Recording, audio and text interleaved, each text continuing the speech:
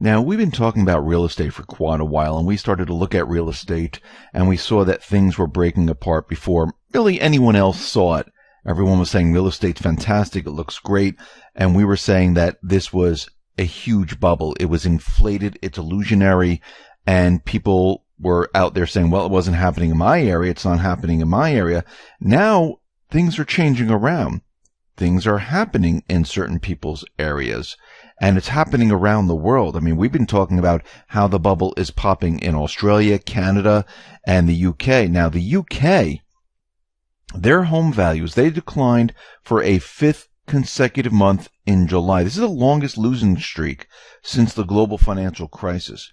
Now, according to a report from Acadata, British home prices dropped by 0.2% last month to an average $302,000. This is about $386,000 per home. Now, home sales in London declined by 7% year on year. Now, this all coincided with decline in effective demand, both among EU and non-EU citizens. Now, of course, what they're doing is they're blaming this all on the Brexit, saying, oh, it's because of the Brexit, this is why you see this happening. Well, Australia's real estate is declining, and what does that have to do with the Brexit? Canada's real estate is declining. What does that have to do with the Brexit? In the U.S., we see real estate declining right now. What does that have to do with the Brexit? It doesn't. What's happening here is the bubble is deflating. It's losing air. It's losing its steam. And we'll be going into that in a minute, where Wolf Richter really describes and explains how we've hit this point where everything's starting to switch now and everything's starting to come down. But we need to remember that all these numbers that are thrown out there, like GDP, unemployment, and the rest, these are just numbers. And we need to remember something very important, that the stock market was soaring. The GDP numbers looked okay just prior to the great financial crisis of 2008. And we saw how that all turned out. The truth is that GDP is not the best measure for the health of an economy. Yes, the corporate media, yes, the government, yes, the Fed could say, yes, GDP, if it's a higher number, it means the economy is doing well. But judging the U.S. economy by GDP is basically like measuring the financial health of an individual by how much money he or she spends. And if I went out right now and I got a whole bunch of new credit cards and started spending money like there was no tomorrow, would that mean that my financial condition had improved? No. In fact, it would mean that my long-term financial condition just got a whole lot worse because I'm putting myself into debt. GDP is a measurement of how much economic activity is happening in our society, and is basically an indication of how much money is changing hands. But just because more money is changing hands does not mean that things are going well. What really matters is what is happening to assets and liabilities. In other words, is wealth being built, or is more debt just being accumulated? And as we can see, a lot more debt is being accumulated. Economic growth that is produced by continually increasing the amount of debt is not a positive thing. I mean, think about when the corporate media comes out and says, oh, look, spending is up, people are spending like crazy, and they show how much people have put onto their credit cards. That is just debt. That's not their money. They're borrowing that money with either 15, 20, or 30% interest. That doesn't mean the economy is doing well. But the central bankers have brainwashed all of us into thinking that more debt means that things are better. If you are spending and putting all this on your credit cards, it is better. No, it's actually worse. And we can see this by certain numbers. Now let's take a look at this. The U.S. consumer credit just hit another all-time record high. In the second quarter of 2008, total consumer credit reached a grand total of $2.63 trillion. And now, 10 years later, that number has soared to $3.87 trillion. This is an increase of 48% in just one decade. Student loan debt has surpassed $1.5 trillion for the first time ever. Over the last 8 years, the total amount of student loan debt has shot up 79% in the United States. According to the Federal Reserve, the credit card default rate in the U.S. has risen for 7 quarters in a row. One recent survey found that 42% of American consumers pay their credit card bill late, at least once in the last year, and 24% of American consumers pay their credit card bills late more than once in the last year. Real wage growth in the United States declined by the most we've seen in 6 years. According to a recent study, the rate of people 65 and older filing for bankruptcy is 3 times what it was in 1991. We are in the midst of the greatest retail apocalypse in American history. At this point, 57 major retailers have announced store closing so far in 2018, and we know there's going to be a lot more. The size of the official U.S. budget deficit is up 21%. It is being projected that interest on the national debt will surpass $500 billion for the first time ever this year. And we're not even talking about the unfunded liabilities. Those are essentially future commitments that we've made that we don't have the money for at this moment. According to Professor Larry Kotlikoff, our unfunded liabilities are well in excess of $200 trillion right now. And when we start to look at all this, we can see that, the numbers that they're throwing at us, they really don't mean that much. When you look at the everyday person and how they're living, how they're doing, I'm not talking about hope. I'm not talking about, maybe one day I'll get a raise. I'm talking about what's happening right now. What's happening in real estate? What's happening in retail? What's happening during the holiday season? What's happening during the summer season with real estate? What's happening with the automobile manufacturers? Now they're hiding their data. They don't want you to know their deliveries. The Fed is hiding their data or changing their data. There's a reason for all of this. This central bank illusion is starting to fall apart. Now, Wolf Richter put this together, and he is showing that the housing market has hit an inflection point. And we've seen this before back in 2006-07. No one really noticed what it was before. They thought, it's just a little slowdown. Things will get better.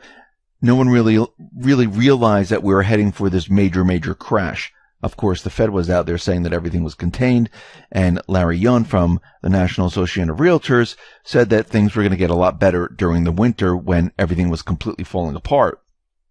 Now, the inflection point, Wolf is saying, is in June.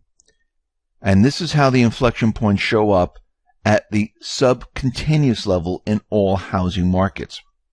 The first obvious sign that something was up, that something wasn't going the right way, came on June 6, 2017, when the housing market in Sonoma County was still booming, according to the data. Now, Sonoma County is a little north of San Francisco between the Pacific and Napa County, and something very interesting is happening in this area, that brokers would receive a 1,000 cash raffle by Sotheby's for a broker's tour of 4 homes in the city of Novato, and Sotheby's was trying to sell this in this fashion. The $1,000 would go to the winning broker who sold the home. Now, these kinds of antics are beginning signs that it's getting tougher to sell homes at the prices sellers envision. In June and July of 2018, supply suddenly shot to the highest level in years. Now, the realtors up in this area, they are seeing something that's very strange, and now they're thinking back to what happened during 2006, 2007, leading into 2008, when things started to go a little crazy in the real estate market. What they're saying right now is that of the 114 new listings, 30 had been listed before and had been pulled because they didn't sell. And now they were back on the market as a new listing. Now, this was a common practice back in 2007, 2008, where if nobody was coming to your home, no one was visiting, you didn't have any offers, and you had it on there like 3 weeks or a month or so, and you had no nibbles whatsoever, you pulled it off the listing. And you waited for a certain period of time, maybe you got a different realtor, and then you put it back on as a new listing to make it seem like, oh, another house just came on. Look, let's go take a look at it. And sometimes it works, sometimes it doesn't. In a down market, it really doesn't work. Now, the broker is saying that during this period of time, there were 94 price reductions. Now, the question is, why are people reducing their prices? They're reducing their prices because there's no one out there that's willing to pay what they're trying to sell the house for. So what do? They start lowering it. They start lowering it even more and even more to hit that sweet spot where someone would come in and make an offer. And in a down market, you have to keep lowering. And the broker said that some days the price reductions alone exceed the new listings. Now, this is the beginning stages in one area. We're going to start to see this spread throughout the country. This is just the beginning. And remember, with what the central bank has been doing is they've been propping up 20 cities. Now that they didn't do the whole country.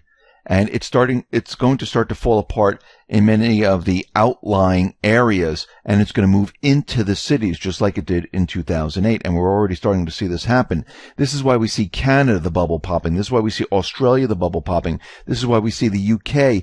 It's popping over there in the United States. Here, it is beginning to pop, and we're starting to see prices come down, and traffic's going to start to dry up because people are going to start pulling their houses off the market. They're going to try all these different tricks like we just talked about, but we're going to start to see that they're not going to be able to sell their homes, and prices are going to come down even further. And all those people that were underwater once before, back in 2008, they're going to be underwater once again because their housing prices are going to drop far below than they were even before, because this time it's going to be much, much worse. Now, Kim.com is out there, and he is saying, listen, we are headed towards a financial disaster. And he's calling for the ditching of the US dollar. He says that it's depreciating, it's doomed, you better invest in gold and cryptocurrencies. He went on to say that, trust me, and he tweeted this out, buy crypto and gold. Your dollar will become worthless. With U.S. economic collapse, all old money currencies will crash. Times will get tough, but you'll be fine if you hedge some of your assets in preparation for the crash. The big crash is coming, 100%. And he went on to say that the average total debt per family in the U.S. is now at $845,000. The average unfunded liability in the U.S. is now at $938,000 per taxpayer. Anyone who thinks the U.S. debt can be solved with economic growth, new debt, or printing more dollars is an idiot. U.S. empire will default. And Kim.com, well, he's right that there's no way that this can be sustained, because with the government right now and with the Fed and everything else, there's no way to stop this. And they're not going to stop it. They're going to drive this economy to the edge. The only way to get out of the central banking system, remember, the dollar that you have in your hand, the 10, the 5, the 100, whatever you have, it is an instrument of debt. And this is a Federal Reserve debt note. It's not backed by anything. It has no value whatsoever. It's a piece of paper with ink on it. And you owe debt when you receive that. Everyone owes debt. Because what this central bank does, and many others all around the world, all connected, they create this out of thin air, and they attach interest to it, and they loan it to governments. And the people have to pay this interest. This is why they need to collect taxes to pay for all of this. And it goes back to the central bank. It's a Ponzi scheme. And we can see right now the only way to get out of this system is to have this system crash and burn and destroy the system that we're in.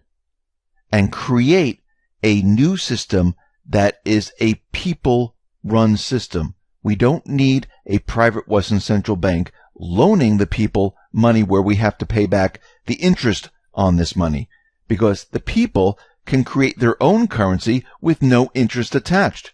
And they can do this with cryptocurrency. They can do this with gold-backed notes. They can do it with many different methods. There's no reason to have a central bank. Why? Because they can keep the economy from crashing? How many crashes have we had since they came into existence? Many. And has the value of the dollar maintained its value? No. It is down 96, 97%. And the government and the people continually go into further and further debt. This is a no-win situation. And we can see that we're headed towards this end stage. Now, what's very interesting is that the Fed came out, and even though the GDP numbers were pushed up and unemployment is at its lowest and the economy is supposed to be thriving, the Fed looks like they might be making a decision not to raise interest rates anymore. Now, this is very interesting because all along they told us they were going to raise interest rates, and it looks like they're countering what Trump and the Patriots are trying to do. Remember, this is a battle going on right now between the central bankers, the deep state, and Trump and the Patriots. And you can see they're fighting it out. People don't realize this, but that's what's happening to gain and control the narrative of when this entire system comes down. And it looks like from everything that we've been following and all the indicators that we've been looking at, the economy, well, it doesn't have that much more to go before the whole thing just completely falls apart. It's starting to fall apart all around the world. Look what's happening out in Turkey right now. They're collapsing. This is going to spread to other emerging markets. Look what's happening in South America with Argentina, with Venezuela, with many other countries. It's all starting to fall apart. And we can see it with the housing market, with the economies of other countries. They're in debt. Everything's starting to happen all at once. And once it starts to go, whoever controls the narrative is going to control the next economic system. And hopefully, it's not the central banks. And this is